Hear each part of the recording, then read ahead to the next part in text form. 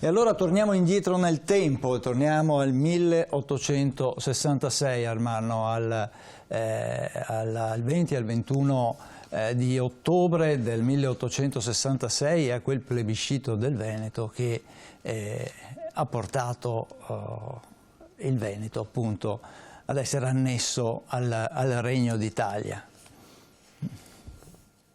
Sì, è un momento storico importante in tutti i sensi, anche se non è il momento più bello per i veneti, perché a un certo punto nel progetto di creazione dell'unità d'Italia voluto prevalentemente dagli inglesi, perché i francesi non erano d'accordo su questo tipo di unità d'Italia, perché nell'accordo di Plombières Cavour si era messo d'accordo che il nord era dei Savoia, il centro era del Papa, il sud si sarebbe andato suo cugino, perché il sud, questo era un paese molto, una nazione, un paese molto ricco, il regno delle due Sicilie era ricchissimo, faceva agio sull'Austria, sulla Francia, e diciamo i titoli di Stato del Regno delle Due Sicilie erano quelli che determinavano lo spread.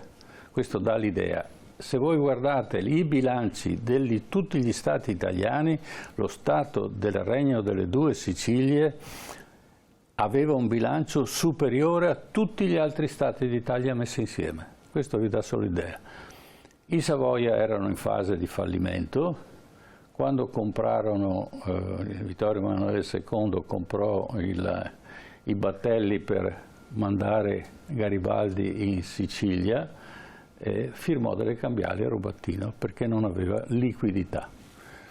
Però arrivando in Sicilia e arrivando al Banco di Sicilia ci trovò dentro in moneta sonante non di carta la modica cifra di 2,5 miliardi di euro attuali. E divennero tutti ricchi, compreso Ippolito Nievo, padovano, che poi affondò col traghetto Ercole, ma non lo trovarono mai, e probabilmente qualcuno dice che visse felice e contento in Inghilterra, perché tutto questo movimento veniva dalla massoneria di Liverpool, che gestiva tutta l'operazione. Gli inglesi dovevano mettere una casa regnante cretina perché lasciasse libero il Mediterraneo, che era stato posseduto fino all'epoca di Napoleone, era stato posseduto da Venezia, Genova e Napoli.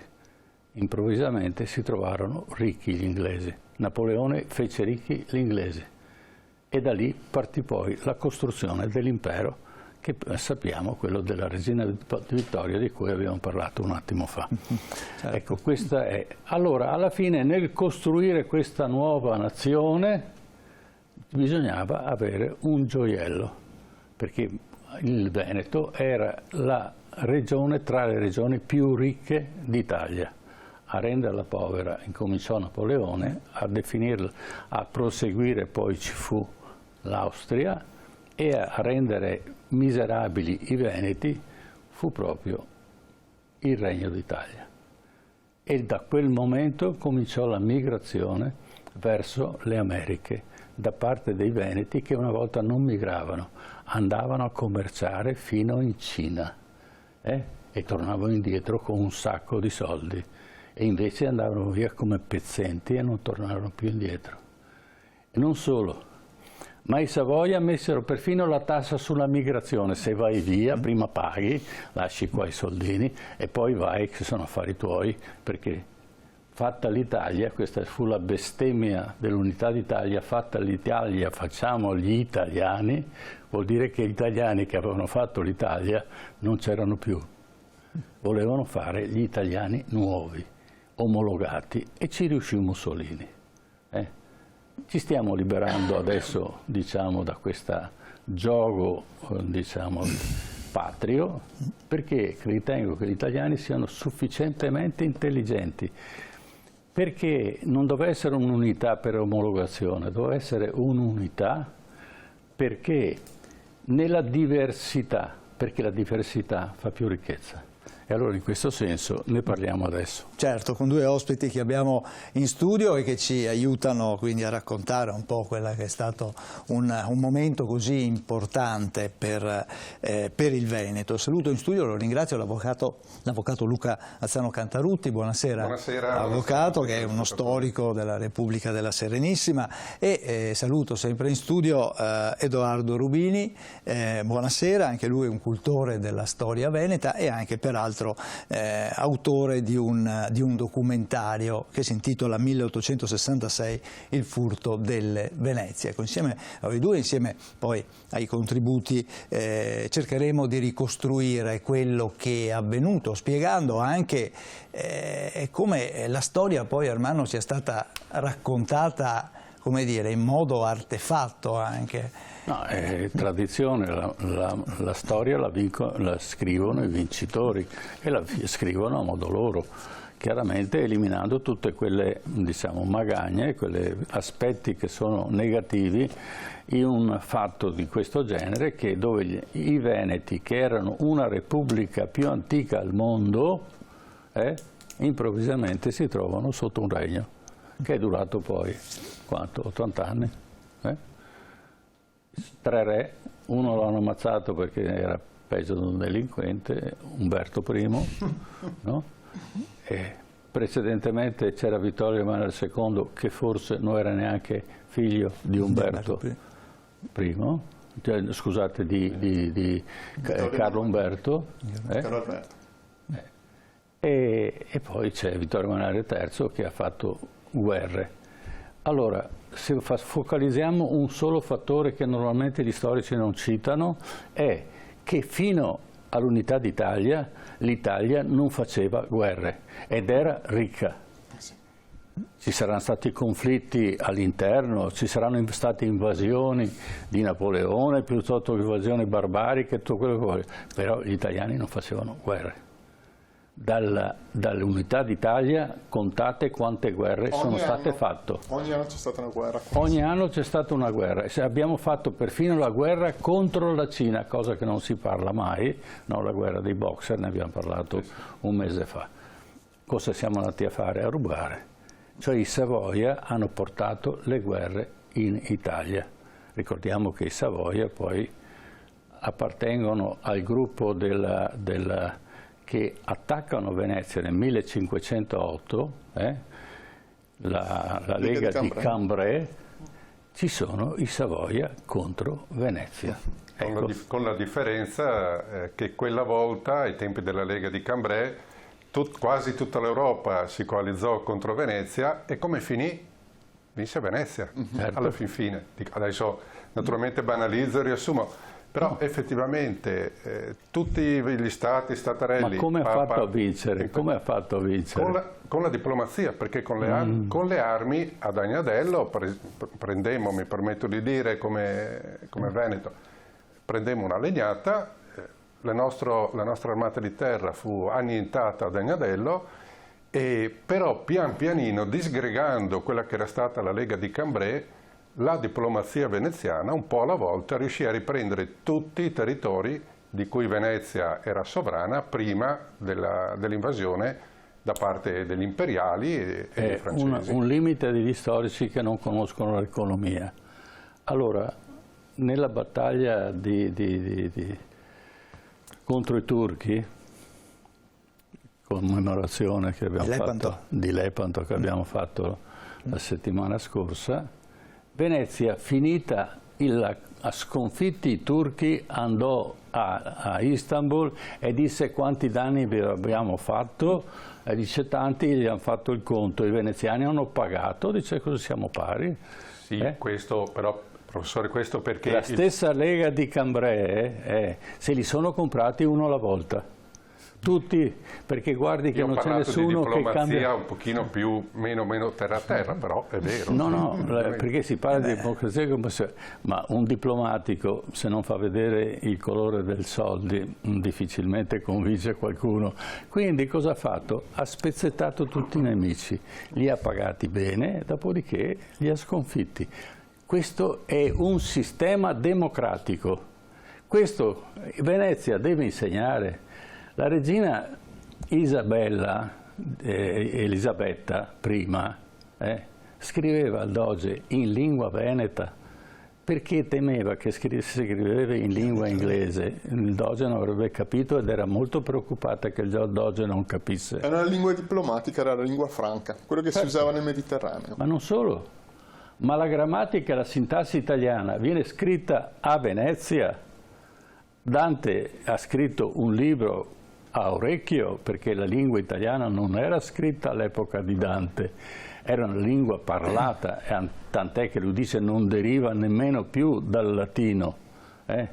Deriva, è una lingua babelica, dice Dante. Quando si è rotta la torre di Babele e che si sono divise le lingue, è nato l'italiano. Questa è un'interpretazione di Dante, bisogna dargli ragione, perché Dante ha sempre ragione. Al di là di questo, però, parliamo di questo fatto del 1866. Sicuro. Prego. Ha detto molto bene il professor Casen, che ha fatto una sintesi mirabile e precisa. In particolare il discorso dovrebbe partire proprio dall'idea di soluzione dei conflitti politici di allora. Al contrario di quanto viene detto ufficialmente, non esiste una unitarietà italiana nella storia. È una novità assoluta, è un'idea nazionalista che viene introdotta con le conquiste napoleoniche. Di precedente c'è l'impero romano, che però aveva una dimensione continentale, addirittura arrivava in Medio Oriente e in Nord Africa. C'era un disegno, una descriptio Italie, ma non c'era nessun tipo di unitarietà. Poi la politica romana la conosciamo, era divide et impera, quindi anche il rispetto delle identità e delle etnie locali. Mi scusi, l'impero non è per fare l'unità, è per fare un'unità economica. La nazione che tiene l'impero, vedi l'Inghilterra, faccio un esempio, ha il diritto di prevalere su tutte le altre nazioni che sono sotto il suo dominio. Quindi non è un'unità come può essere l'unità d'Italia, l'unità della Germania piuttosto che dell'America, no? È un atto predatorio e questo l'ha insegnato Giulio Cesare, che è l'inventore dell'impero. Non si chiamava impero perché è morto prima, ma lo chiamerà poi invece Cesare Ottaviano Augusto, successivamente lo chiamerà impero perché dice io romano ho il diritto di predare regolarmente tutti questi territori perché sono sotto di me. Erano dei predatori, ma erano anche dei fini politici e capivano... Avevano inventato il diritto. Sì, sicuramente hanno fondato il diritto, è cosa ben nota, il diritto occidentale. Che stava sopra tutte le leggi e tutte le religioni dell'impero. Sì, e quindi erano sufficientemente intelligenti per capire che un impero così vasto si regge su un equilibrio e l'equilibrio deve avere una base di consenso. E quindi rafforzare l'autonomia era un modo di governare pro domo sua, ma anche utile ai diretti interessati. E invece la situazione del 1866 si innesca proprio a seguito delle guerre napoleoniche e alla successiva disfatta di Napoleone e alla restaurazione. Questa restaurazione lascia insoddisfatti in particolare i veneti e molti, diciamo proprio l'area del nord Italia. Sì. Perché la cosa inconcepibile è che si è provveduto a restaurare tutta una serie di stati, staterelli, che tutto sommato avevano un'ascendenza medievale, un particolarismo che poi era retto da nobiltà e clero, ma alla fine molto più democratico di quanto si possa immaginare, perché esisteva una forte identificazione tra popolo e corona. Questa cosa qua proprio nell'Ottocento cade miseramente. Le stesse guerre napoleoniche, i primi tentativi di costruire delle repubbliche cisalpine e cispadane vedono il popolo sollevarsi in massa, quindi c'è questo ceto popolare che è sia contadino sia borghese, con una forte impronta cattolica e tradizionalista che avverte subito l'avversione per il nuovo regime che arriva. Il punto debole della restaurazione, dicevo, è il nord. Inopinatamente le uniche due repubbliche di ancien régime, quindi cristiane potremmo dire, non vengono restaurate. Si tratta della Repubblica di Genova e della Veneta Serenissima Repubblica. Quasi viene preso a pretesto la forma di repubblica come se fosse un qualcosa di sovversivo legato alle idee nuove. Non è assolutamente così, è un pretesto. L'Austria quindi crea questo regno lombardo-veneto e gli dà una sua identità molto flebile. Ancora c'è la corona ferrea che risale ai regni longobardi e franchi, custodita nella chiesa di Pavia. Sì. E questo è un po' il simbolo di una statualità che almeno l'Austria riconosce a parole. Arriva il 48. Il 48 nel Veneto è un fatto straordinariamente popolare, di solito viene inglobato nel risorgimento italiano, ma non è così, perché il risorgimento italiano è fomentato continuamente da società segrete. La più famosa, quella dei libri scolastici, è la Carboneria, che in realtà è il braccio armato della massoneria. E quindi è una lotta di minoranza, di elite, che proprio sull'onda dell'ideale rivoluzionario napoleonico vuole instaurare un nuovo regime. Invece il 48 del Veneto non è così, c'è questa Repubblica Veneta che rinasce, Manin vuole il tricolore, ma il popolo vuole invece Leone di San Marco. Purtroppo questa autonomia non trova appoggio, cioè l'Austria mira a sopprimerla con qualsiasi mezzo, l'Inghilterra, la Francia e il Piemonte, tutti e tre a parole sembrano voler aiutare Venezia. Io ho una mia idea per cui quella Repubblica non dura. Nonostante Manin e Tomaseo abbiano rapporti con Parigi e Londra, l'idea in realtà dei poteri dominanti di allora, soprattutto l'impero britannico, è costituire uno Stato laico. Invece la Repubblica Veneta ripristina in pieno quella che è la cultura, la civiltà veneta. Infatti nasce con l'appoggio di Pio IX e il nostro patriarca Monico, con tutto il clero, appoggia la Repubblica ed è appoggiata da tutti i veneziani, anche per esempio dalle parti più progressiste, persino dalla comunità ebraica, tutti quanti. In realtà la Repubblica ritorna col suo afflato corale, popolare, di ampio consenso. Questa cosa in realtà non piace. Il ritorno della Repubblica Veneta non è assolutamente voluto. Pensare che il governo Lamartine di Parigi, che è di estrema sinistra, si muove addirittura, imbarca i militari su una nave per arrivare a Venezia, perché portare una nave a Venezia voleva dire in qualche modo mettere in mutande l'Austria, voleva dire portare un consenso internazionale. Solo il fatto che arrivasse una nave armata francese li avrebbe creato un'enorme difficoltà all'Austria a continuare l'assedio e l'accerchiamento. In realtà c'è qualcuno che frena la spedizione francese. C'è una pubblicazione del Comune, il Comune di Venezia, che commemora il 48, quindi pare che sia stata fatta nel 1978, se non sbaglio, che punta il dito proprio su Palmerston e il Savoia. Questi soggetti non hanno nessun gradimento a vedere scompaginati i loro piani. Questa cosa comunque, nonostante il 48 cada malamente, lascia una traccia di squilibrio e in qualche modo alla fine legittima proprio il nazionalismo italiano.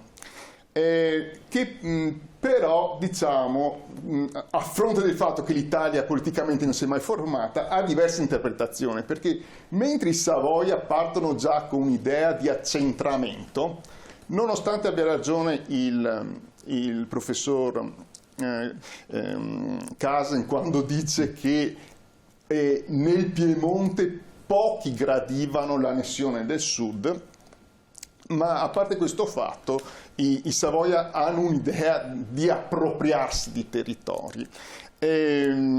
Quindi la prima fase, diciamo, è conquistare la Lombardia con l'appoggio francese, con la seconda guerra d'indipendenza del 1859. Da allora, fatta questa acquisizione, ritorniamo con le bocce ferme, perché Cavour fa un discorso importante dove proietta l'intenzione di portare la capitale a Roma. Questo progetto non piace alla Francia. La Francia addirittura va a Roma, mette un presidio militare per proteggerla dall'invasione savoiarda. Nel 1862 tutti cantano la canzone Garibaldi fu ferito, ma nessuno sa chi l'ha ferito e dove. Garibaldi viene fermato sull'Aspromonte dal generale Cialdini e i suoi uomini, che quindi alla fine finisce in uno scontro a fuoco, perché i Savoia hanno il veto delle altre potenze di prendere Roma, dunque quella spedizione va fermata. Certo.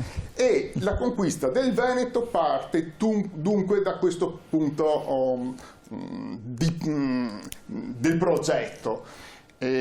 I Savoia vogliono prendere l'Italia, vogliono prendere Roma, ma non possono, e dirottano il loro piano sulle Venezie. E per farlo approfittano delle ostilità che si aprono intorno al 1864-1865 tra l'Austria e la Prussia. Però io la fermo un attimo perché ci sta bruciando i contributi. Allora, sì, tutto quello che lei dice è vero. Parliamo di, per esempio, l'attentato quando sparano a Garibaldi all'Aspromonte. Non è vero che fu una pallottola sparata a caso, perché ebbe 2 ferite, sì. Quindi furono 2 che spararono contro Garibaldi, non riuscirono a colpirlo, ma va bene. La stessa cosa, ma come mai Garibaldi aveva tanti soldi per andare in Sicilia dopo che lui ha conquistato il regno delle 2 Sicilie? Che anche questo non è vero, perché l'hanno comprato il regno delle 2 Sicilie con i soldi del Banco di Sicilia e con i soldi del Banco di Napoli. Quindi, perché come ha fatto mettere insieme i garibaldini e ripartire dalla Sicilia per andare a prendere Roma, che per me non era così, voleva tornare a Napoli, prendersi il regno delle 2 Sicilie? Perché? Perché da parte aveva messo un sacco di soldi, perché nessuno mena la coda se non prende dei soldi. E questo era il trucco di Garibaldi. Poi l'hanno fermato perché hanno detto: sei esagerato, già poco hai fatto prima, perché poco aveva fatto, perché Garibaldi arrivò in Sicilia e lo scrive nelle sue memorie: 20.000 cartucce e una baionetta, gli avevano sequestrato tutti i fucili. Cosa ha trovato in Sicilia? Sappiamo, sono 3.500 ungheresi e un gruppo di ufficiali inglesi che poi aiuteranno a fare quello, perché i garibaldini, oltre ad essere disarmati, non sapevano neanche sparare. Ma al di là di questo, partiamo col contributo e poi lasciamo la parola anche all'altro nostro ospite.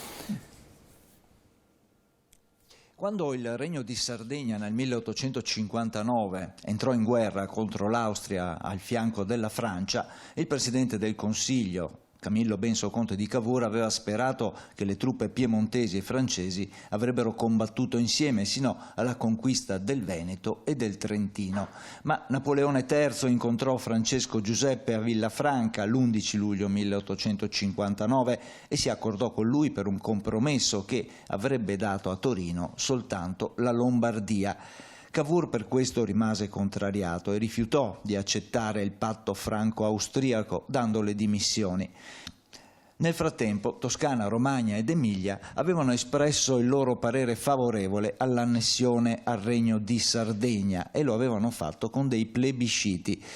Il Regno sabaudo versava però in gravi difficoltà economiche, per questo aveva bisogno di terre, di ricchezze nuove di cui appropriarsi.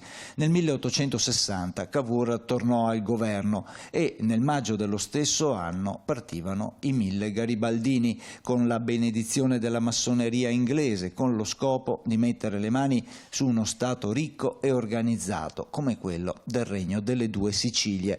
E mentre Garibaldi avanzava a sud, nell'ottobre del 1860 anche le popolazioni delle Marche e dell'Umbria, con dei plebisciti, avevano accettato l'annessione allo Stato sabaudo e con la conquista del Regno borbonico, il 17 marzo 1861 Vittorio Emanuele veniva proclamato re del Regno d'Italia. Ma l'unità era ancora zoppa perché mancavano parti importanti come Venezia e le province venete e di Mantova. Una seconda occasione si sarebbe presentata 5 anni più tardi, nel giugno del 1866, quando la Prussia, a cui l'Italia si era alleata, dichiarò guerra all'Austria. Siamo nella terza guerra di indipendenza che durerà meno di 2 mesi. L'esercito italo-sabaudo è sconfitto a Custoza e in mare a Lissa, ma dopo la vittoria prussiana di Sadowa le cose si faranno più semplici e Garibaldi riuscì a sconfiggere gli austriaci a Bezzecca pur pagando un altissimo tributo di sangue. I volontari di Garibaldi, riorganizzati, si spinsero poi verso il Tirolo sino a pochi chilometri da Trento. Si ripeté però in quel momento quello che era già accaduto nel 1859. L'Austria e la Prussia firmarono un accordo di pace, costringendo in questo modo gli italiani, rimasti isolati, a interrompere le operazioni militari ed accettare l'armistizio. Il 3 ottobre 1866 fu firmata la pace di Vienna, con la quale, attraverso la mediazione della Francia, l'Austria cedeva indirettamente ai Savoia il Veneto e parte del Friuli. Restavano escluse dall'accordo Trento, Bolzano e Trieste. Così fu deciso che l'Italia avrebbe avuto il Veneto, ma l'Austria non voleva consegnarlo direttamente a un paese da cui non si considerava sconfitta e decise quindi di cederlo alla Francia. Napoleone III pose la condizione che il passaggio del Veneto ai Savoia fosse comunque subordinato a una consultazione popolare. I veneti quindi dovevano esprimere il loro parere in proposito. Il 21 e il 22 ottobre 1866 i veneti dunque furono chiamati alle urne. Su una popolazione di 2.603.000 persone, i votanti a favore furono 641.758, i contrari soltanto 69, le schede nulle 273. Si trattò allora di una consultazione veramente democratica. All'epoca la società veneta era prevalentemente agricola, il tasso di analfabetismo ancora elevato e larghi strati della popolazione erano pronti ad accettare quanto veniva indicato dai ceti superiori. L'alto clero ritenne opportuno allinearsi e dispose che i parroci si schierassero a favore dell'annessione. A Padova il Comitato per il Sì fu tra i più attivi di tutto il Veneto nella sensibilizzazione della popolazione e nell'opera di boicottaggio degli austriaci e di chi non voleva che il Veneto passasse sotto l'ala dei Savoia. A Padova i voti favorevoli furono 84.375, un solo astenuto, 4 i contrari, ma in altre province non si registrarono voti contrari, tutti i votanti si erano espressi per il sì. Furono allora dei risultati credibili? L'influenza del clero fu sicuramente importante, le pressioni nei seggi e l'assenza della segretezza del voto fecero il resto, con i votanti che si trovarono ad esprimere la loro opinione in maniera palese, obbligati a inserire la loro scheda nell'urna del sì o del no ed essere così poi anche schedati. Grazie ai plebisciti i Savoia diventarono sovrani d'Italia per grazia di Dio e volontà popolare. Successivamente, quando la volontà del popolo fece difetto, come accadde il 2 giugno 1946, dovettero lasciare il trono. Ecco, praticamente questo è un breve percorso che ci anticipa, cioè ci racconta quello che è stato l'evento di quell'epoca, però lascerei la parola a Luca Cantarutti perché approfondisca un po' meglio questa annessione del Veneto, ma anche dell'Emilia Romagna e anche del Friuli Venezia Giulia, attuali regioni, naturalmente sotto il dominio dei Savoia. Ma i Savoia, un'altra domanda precede questa, i Savoia non erano francesi? E come mai i Savoia improvvisamente dopo Napoleone arrivano in Italia? Perché i Savoia non sono italiani. Prego. Oddio, sull'italianità dei Savoia si può discutere naturalmente, è vero però che il Ducato di Savoia esisteva fin dai secoli precedenti. Ma parlavano francese?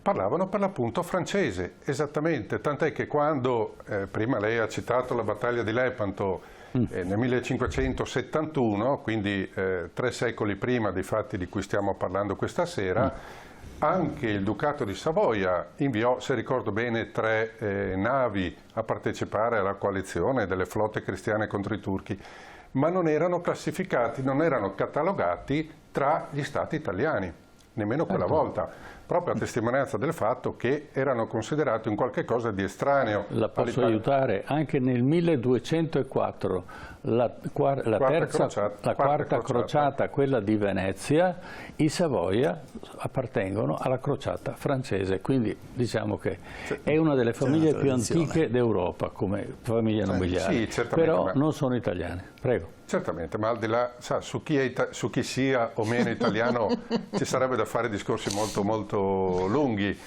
Lo stesso Veneto lo è diventato 5 anni dopo, lei lo ha ricordato, 5 anni dopo l'unità d'Italia sostanziale, tant'è che quando sono stati in Italia festeggiati i 200 anni dall'unità, i 150 anni dall'unità d'Italia, noi ci siamo arrivati 5 anni dopo, sostanzialmente.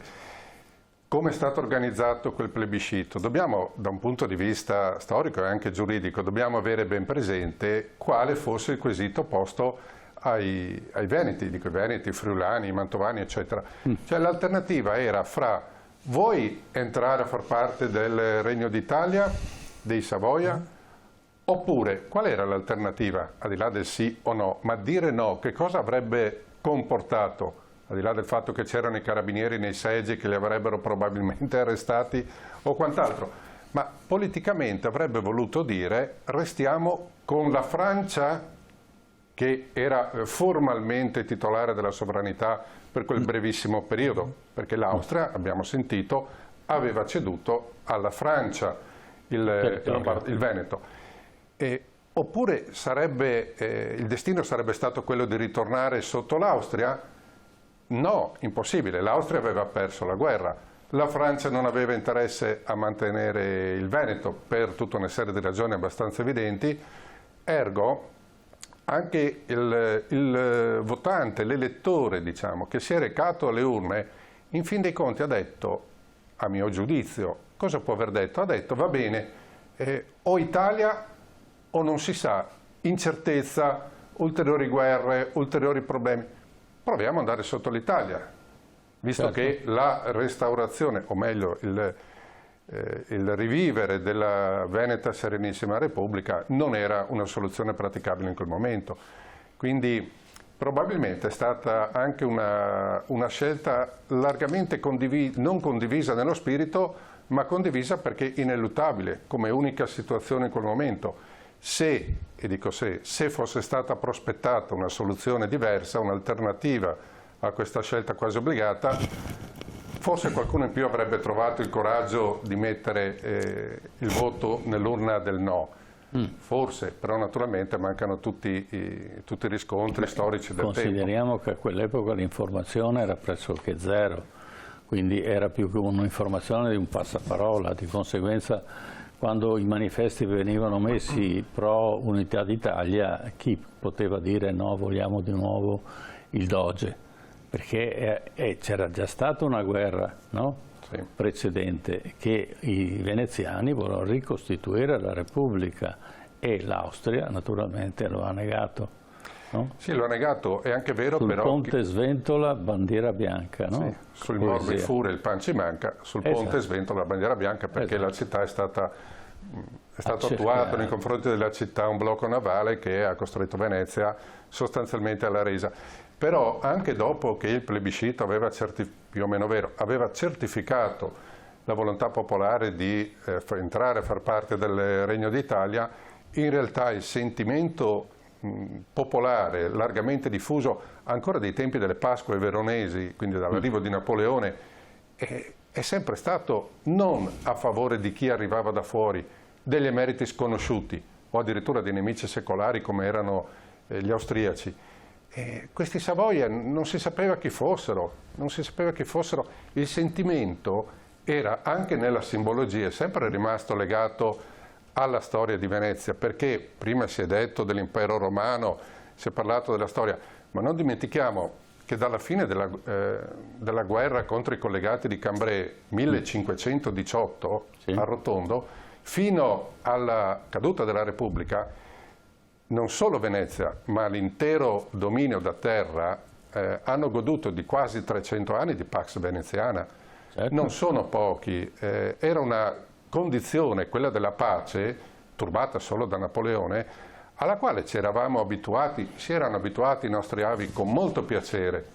E quando è arrivato prima Napoleone, che ha imposto, sappiamo, la coscrizione obbligatoria, e anche con molti volontari sono andati a morire nelle campagne di Russia, quelle di Napoleone intendo, poi si sono resi conto di quanto sapesse di sale lo pane altrui, per citare Dante. Esatto.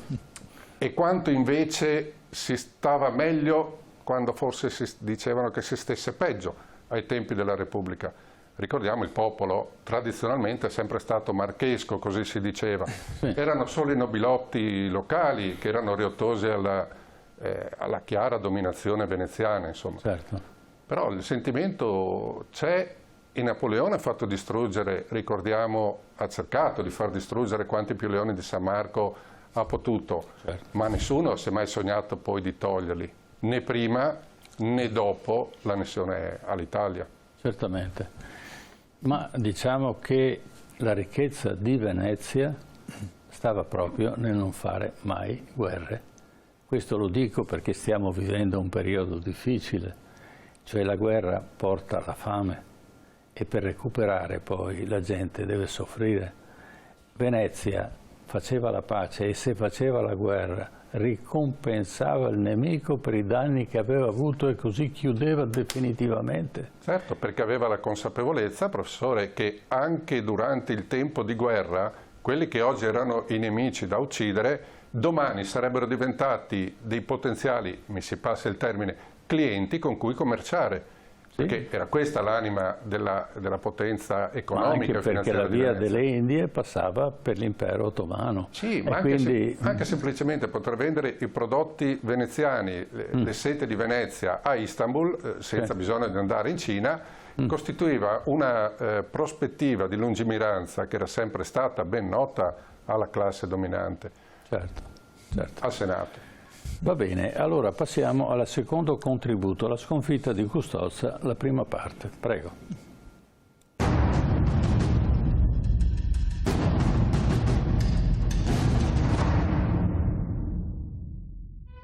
Veniamo così al 1866. 150 anni fa furono annesse al Regno d'Italia le attuali province venete, insieme a quelle di Mantova, Udine e Pordenone. Per sottrarle all'impero austriaco serviva un potente alleato, che fu individuato nella Prussia, intenzionata a strappare a Vienna i principati tedeschi vicini ai propri confini. What happens in 1866 is in many senses tragic. Ciò che accade nel 1866 è per molti sensi tragico, anche per coloro che vogliono celebrarlo. Penso sia importante rendersi conto che quello che lo Stato italiano fece fu quello di combattere una guerra totalmente inutile e anche se avesse voluto tenere il Veneto e il Friuli poteva agire diversamente.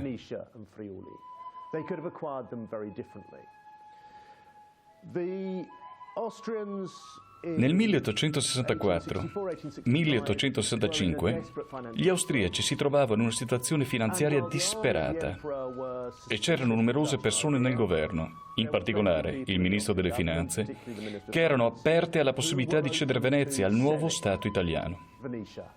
Una compensazione finanziaria in cambio della cessione di Venezia.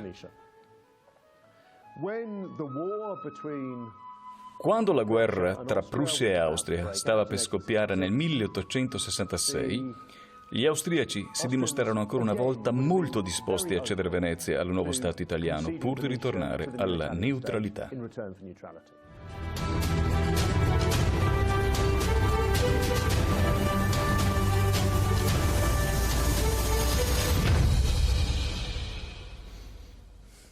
Ecco. Quindi abbiamo un esempio, successivamente, anche con la Prima Guerra Mondiale era possibile evitarla, no? Perché gli austriaci erano disposti a trattare. E quindi è una tradizione di Savoia di fare la guerra a tutti i costi. Prego, sì, Rubini. Sulla questione plebiscito, se vogliamo entrare nel merito, comunque è molto bello anche alternare i flash delle questioni, perché i passaggi politici alla fine sono stati intramezzati da queste due battaglie enormi, Custozza e Lissa, due sconfitte terrificanti per il Regno di Savoia, e col paradosso che la gran parte dei veneti hanno militato vittoriosamente tra le file austriache.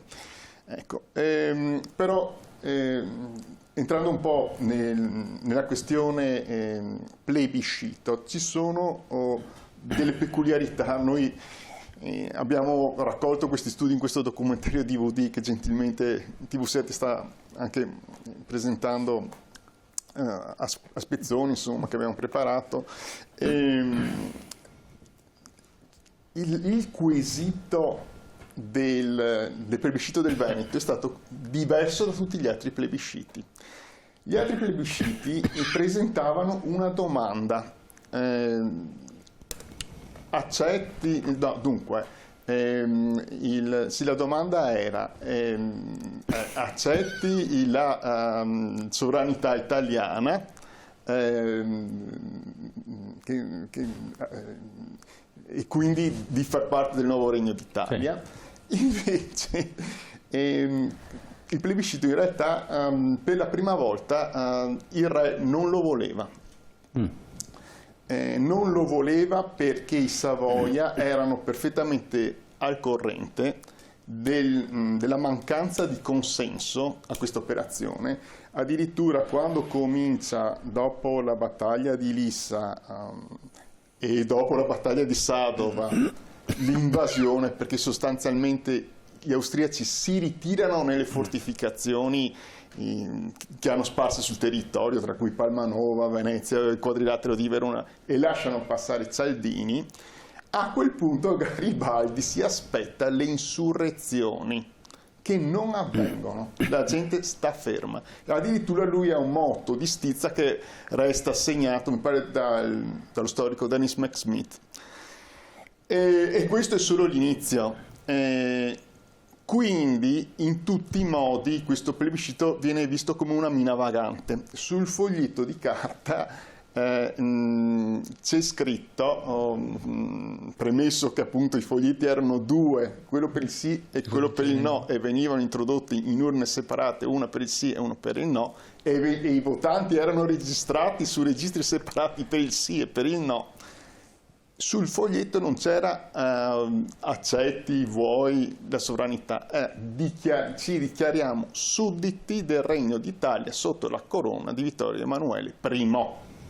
Quindi non c'era una domanda, c'era dichiariamo, cioè per loro la cosa era già fatta. E altri particolari importanti, premesso che queste guerre disordinatissime, dove l'Italia accumula un potere militare gigantesco, perché i debiti di cui parla il professor Kasen sono quasi sempre debiti, per la maggior parte, di guerra, e sono coperti dalla banca Rothschild, che in quel momento si impadronisce dell'Italia e non la mollerà più fino ai nostri giorni, vede comunque un'enorme impreparazione dell'esercito piemontese, perché questo viene smantellato da Napoleone dopo l'invasione del 1797 e ridotto a esercito da parata. Questo è spiegato benissimo dallo storico Lorenzo del Bocca sul suo libro. Quindi questa debolezza è strutturale, la flotta addirittura poi a Lissa deve comporre la marineria napoletana con la marineria ligure e una terza, che sono continuamente in conflitto tra di loro, e per le forze armate che arrivano a 600.000 uomini per fare la battaglia di Custozza, mai visto un esercito del genere, in realtà sono truppe disorganizzatissime. La Francia fa il doppio gioco, perché il patto tra Italia e Prussia è di intervento italiano alla prima ostilità della Prussia con l'Austria, ma non reciproco. L'Italia quindi ha paura e gli austriaci chiamano i francesi e si fanno promettere da Napoleone III in segreto che interverranno in difesa dell'Italia in caso di vittoria austriaca e calata degli austriaci nella penisola. La Francia poco dopo firma un patto di non belligeranza altrettanto segreto con la Prussia e fa sapere agli ambasciatori italiani che in caso di manovre militari sarà bene non insistere troppo, non attaccare troppo. Ecco, la battaglia di Custozza, detta in 2 secondi, è la distribuzione dell'esercito italiano su 2 fronti, il fronte del Mincio e il fronte del Po.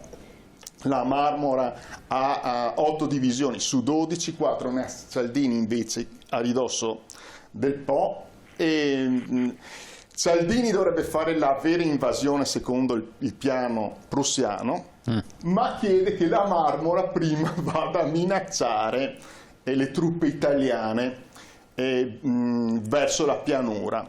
Gli austriaci si avvedono di tutto questo, il principe Alberto anticipa le mosse, muove le truppe dalle fortificazioni del Quadrilatero e silenziosamente si attesta sulle colline nei pressi di Custozza. Quindi l'esercito italiano comincia questa manovra come una parata, organizzato molto male e privo delle informazioni delle manovre austriache che piombano sulle linee italiane, le scompaginano e la battaglia di Custozza finisce in un disastro. Ecco, certo. Questo poi cosa produce? Produce che il fatto che l'Italia, un po' come nella Prima Guerra Mondiale, salvata dagli alleati dopo il disastro di Caporetto, l'Italia dunque è un fantoccio politico e l'Austria, come già hanno sottolineato gli altri interventi, si rifiuta di di firmare un trattato di pace direttamente con i Savoia, quindi tra Asburgo e Savoia. E già dall'inizio gli accordi di cui parla il professor Laven prevedevano comunque il passaggio di mano delle Venezie triangolando con la Francia. La Francia è retta da Napoleone III, che comunque ha un atteggiamento molto diverso da Napoleone I. Un po' nel concetto di democrazia ci crede e poi evidentemente era un'intenzione della Francia di stabilire buoni rapporti con l'area veneta. Quindi la Francia interpreta seriamente alla fine il ruolo di mediatore e sul documentario spieghiamo molto bene che gli accordi di pace prevedono la gestione del plebiscito da parte dell'emissario, del commissario Leboeuf, che è l'emissario di Napoleone III. E invece l'Italia gioca con un'astuzia incredibile attraverso il commissario nominato dai Savoia, che è il nobile Thaon de Revel. E tra l'altro, se si vuole conoscere esattamente questa storia, bisogna leggere il diario di Thaon di Revel, che io ho studiato approfonditamente alla biblioteca Querini, e poi su questo abbiamo ricostruito gli eventi, e la sua abilità sta nel mettere fuori gioco il commissario Leboeuf, perché i francesi erano intenzionati a trattare con un'istituzione veneta di cui ci si dimentica, che sono i municipi, che poi alla fine sono quelli che devono gestire il plebiscito. Ebbene, anche con operazioni di intelligence, i tre referenti prescelti da Leboeuf vengono contattati dallo spionaggio dei Savoia, intimiditi e costretti a farsi da parte. E quindi la consegna, che poi avviene il 19 ottobre del 1866 nell'Hotel Europa, è fatto con 3 emissari individuati da Thaon di Revel. Sì. E c'è tutta un'operazione sconvolgente di emarginazione dell'operato del commissario francese, che voleva fare un discorso, che voleva pubblicarlo sui giornali e che voleva rendere pubblica la consegna al Veneto e non all'Italia, perché questa era la consegna dell'imperatore Napoleone III, certo, di restituire la sovranità ai Veneti, perché 1400 anni di Repubblica Veneta pesavano come un macigno su tutta la storia mondiale, e tutti questi personaggi, sovrani e ministri, ne sono perfettamente consapevoli, con l'aggravante che il popolo è assolutamente attaccato all'idea di Repubblica Veneta e che i Savoia godono di una fama e di un consenso scarso o quasi nullo. Per esempio viene citata a Padova: chi è che caldeggia di più proprio l'idea nazionalista? Il ceto colto, quelli che hanno studiato all'università, soprattutto gli avvocati, perché gli avvocati hanno assorbito la cultura giuridica liberale, illuminista, propugnata dalla Francia. Certo. Il popolo e persino la nobiltà, il clero, sono tutti con antichi ideali, con questa antica identità che, nonostante l'oppressione culturale di uno Stato colonizzatore come l'Italia, tuttora nel 2023 persiste, perché i veneti la loro identità ce l'hanno, e quindi questo dato strutturale, che è dato dalla cultura e dall'identità, nonostante la scuola pubblica, nonostante la cancellazione sistematica della storia, persiste ora e persisteva anche quella volta. E quindi è molto interessante studiare proprio i documenti e l'operazione di come dire, sabotaggio ed espropriazione molto abile operata dai Savoia. Certo, ma l'hanno fatto già precedentemente. Allora ricordiamo che Francesco II di Borbone era un Savoia, perché la madre era Savoia, il padre era Ferdinando II. Di conseguenza però i Savoia vanno e cacciano il figlio, che è Francesco II, assieme alla sorella dell'imperatrice d'Austria, che è Sissi, Maria Sofia, no? E Maria Sofia cosa farà? Organizzerà l'attentato a Umberto I a Monza, e arriverà e ingaggia l'anarchico Bresci, che parte dall'America, arriva fino a Londra, e il biglietto, si ha documentazione che il biglietto lo paga Maria Sofia, poi si perde la traccia, ma comunque lui arriva assieme a altri 3 anarchici, arriva a Monza e fa quello che doveva fare. Praticamente è una vendetta della regina del regno delle 2 Sicilie. Ufficialmente Bresci si muove per l'indignazione della strage operata da Bava Beccaris nel 1899, che ha sparato sul popolo che chiedeva il pane. Però questa è la motivazione di Bresci. È molto interessante questo risvolto, che ignoravo, addirittura dell'appoggio di Maria Sofia. Veniamo spazio-tempo. Allora, in Francia stavano costruendo la Torre Eiffel, avevano già costruito la Torre Eiffel finita, In Italia noi sparavamo ad alto zero, cioè i cannoni sparavano direttamente sulla folla per ammazzare della gente italiana allora che voleva mangiare semplicemente il pane. Certo. Perché non c'era grano per tutti, perché i Savoia avevano fatto delle cose terribili, cioè avevano venduto all'estero il pane e lasciavano morire di fame gli italiani.